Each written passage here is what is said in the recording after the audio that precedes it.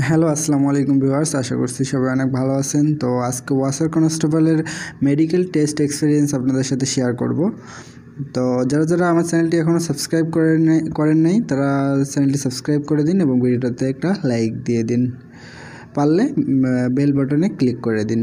তো medical test এক্সপিরিয়েন্সটা আমি এখন শেয়ার করব।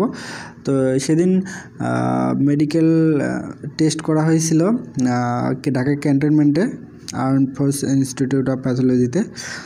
তো ডেট ছিল 12 তারিখ মার্চ মাসের 2020 সালের। টাইম সকাল 8টায় যখন লাইনে দাঁড়ালাম তখন ওইখানে মোটামুটি 50 জন ছিল, এডি প্লাস ওয়াসার কনস্টেবল দুইটা পোস্ট মিলে 50 জন ছিল আর কি। তো এনএসএর একজন অফিসার আসলো, এসে লাইনে দাঁড় করাই দিল। সবার বয়স অনুযায়ী বয়স জিজ্ঞেস করলো এবং সিরিয়াল অনুযায়ী লাইনে দাঁড়াই দিল এবং সবাইকে বলে দিল যে কে কার পিছনে আসো সেটা আপনারা মনে রাখবেন, যাতে পরবর্তীতে সেই লাইন অনুযায়ী যার যার পিছনে আপনারা দাঁড়াতে পারেন আর কি। তো এটা এসএমএস অনুযায়ী কিন্তু অবশ্যই আপনার খালি পেট থাকতে হবে, পানিও খেতে পারবেন না। এটা যাই হোক, যাদের সেভ করা নাই, মানে যা অ্যাপ্লাই করার সময় যে পিকচারটা দিয়েছেন, সেভ করা পিকচার যদি কেউ দিয়ে থাকেন, যাদের সেভ করা নেই অবশ্যই সেভ করে আসতে হবে, না হলে ছবির সাথে আপনার মিল না পেলে সমস্যা। তো তাদের সেভ করে আসার জন্য আর কি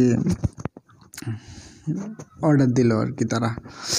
তো এর মধ্যেই আর কি, তো যাই হোক উনি এইভাবে ওয়ার্নিং দিয়ে দিল যাদের ছবির সাথে মিল থাকে, আর তারপর চলে গেল আর কি। সেই 8টা থেকে আমরা রয়ে গেলাম, ওয়েট করতেছি লাইনে।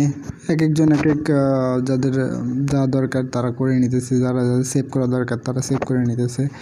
তো অনেকক্ষণ ওয়েট করার পর 12টার দিকে আমাদের রুম 92 নম্বরের সামনে নিয়ে গেল। আবার সিরিয়ালে দাঁড়ালাম নিজ দায়িত্বে, যেভাবে ছিলাম আর কি দাঁড়িয়ে। তারপর কিছু ইনস্ট্রাকশন দিল আর একটা পেশেন্ট কপির স্লিপ দিল। সবাইকে যার যার রোল মনে রাখার কথা বলল, যে ভিতরের নাম, যখন নাম যাকে যেভাবে আস্ক করা হয় যেন ভালোভাবে বলা যায় আর কি। অবশ্যই ভালোভাবে সাউন্ড করে কথা বলতে হবে, আর ওই পেশেন্ট কপি স্লিপটা জমা দিতে হবে আর কি। ওইটা ম্যামের কাছে জমা দিতে হবে আর কি, এটা বলে গেল। আর ওই স্লিপটা কিন্তু 2 পেজের, স্লিপটা যেন মাঝখান থেকে খুলে না দেই সেটাও ভালোভাবে আর কি জানাই দিল।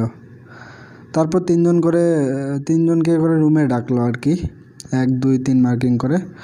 3টা টাইলস থাকে ওইখানে, মানে বিল্ডিংয়ের ওই ফ্লোরে 3টা টাইলস আছে, টাইলসের 3 জায়গায় 3 জনকে দাঁড় করাই দিল।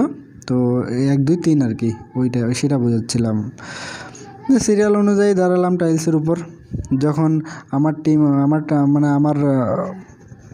টার্ম আসলো তখন স্লিপটা ম্যামের হাতে দিয়ে রোল আর নামটা ভালোভাবে বললাম। তারপর পাশে দাঁড়িয়ে থাকা আর্মি স্যার একটা টিউব দিল, টিউবটা নিয়ে বের হয়ে গেলাম। টিউবের বডিতে একটা সিরিয়াল নাম্বার লেখা ছিল। এখন থেকে ওই নাম্বারটাই আমার আর কি আইডি ছিল, নাম্বারটা মনে রাখার জন্য বলা হয়েছিল। তারপর মোটামুটি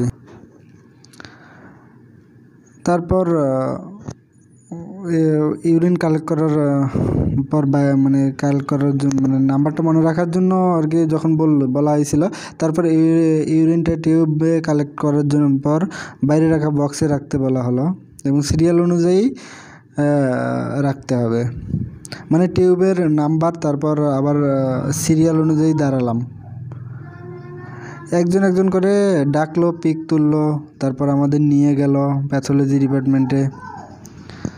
ওয়েট করার জন্য বলা হলো, সবাই একেবারে পাশাই করে বসে রইলাম। অনেকক্ষণ ওয়েট করার পর 2টার দিকে একজন লোক 3টা টিউব নিয়ে আসলো আর 3টা সিরিয়াল নাম্বারকে ডাকলো। তাদেরকে আবার বলা হলো ইউরিন কালেক্ট করার জন্য।